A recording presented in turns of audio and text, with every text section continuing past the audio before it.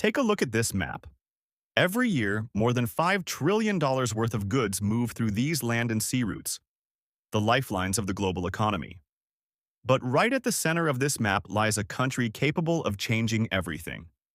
A country many believed was finished just 4 years ago. Afghanistan.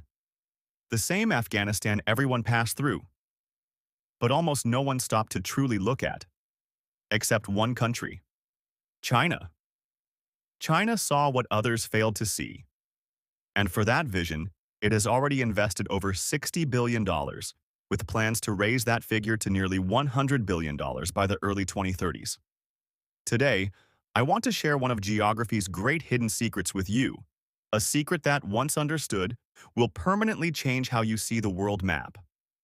In 2013, China's president, Xi Jinping, announced what would become the largest infrastructure project in human history, the Belt and Road Initiative, also known as the New Silk Road. China has already invested over $1 trillion into this project. But here is the key point. Afghanistan is not just a transit country in this plan, it is a geopolitical node. Look at the map. Afghanistan sits precisely at the crossroads of Asia. To the north, Central Asia. To the south, Pakistan and access to the Indian Ocean. To the east, China. To the west, Iran.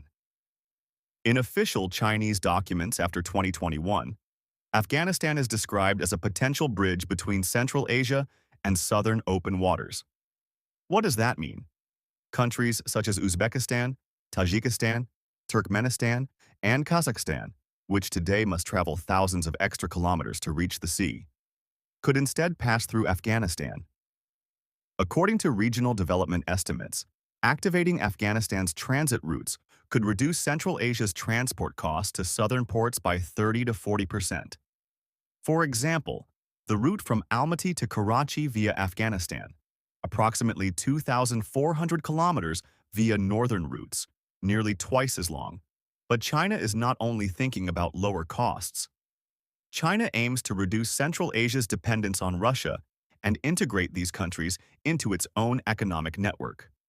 Controlling this corridor means influencing regional trade for a population of 70 to 80 million people and an economy worth hundreds of billions of dollars. Then there is energy. Turkmenistan holds some of the world's largest gas reserves.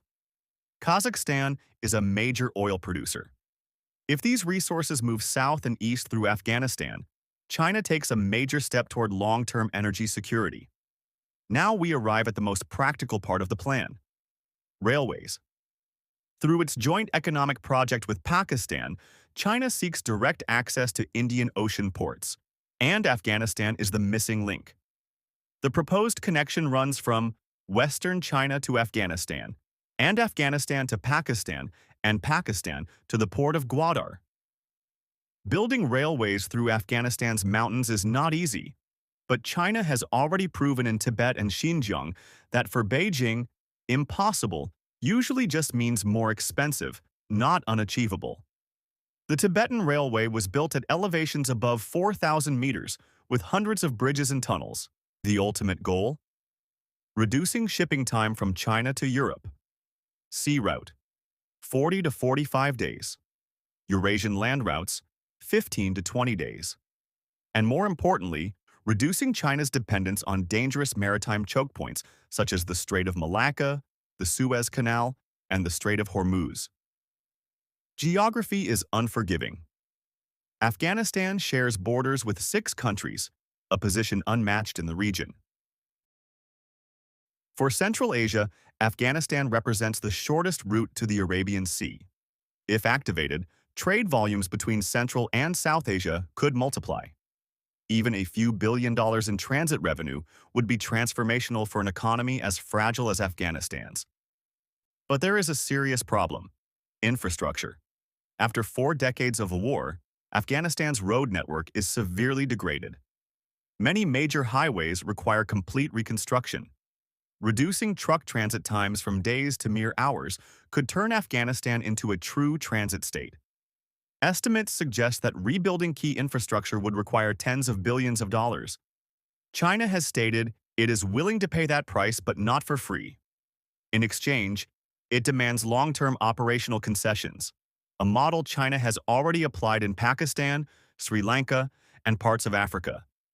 One of the region's most critical energy projects is TAPI, a gas pipeline designed to carry Turkmen gas through Afghanistan and Pakistan to India. If completed, the project would generate significant transit revenue for Afghanistan, reduce regional dependence on northern energy routes. China indirectly supports this project because it integrates Central Asia's energy network. If these systems connect, Afghanistan becomes Asia's energy crossroads. Now you understand why China is investing in Afghanistan. This is not just economics. This is pure geopolitics.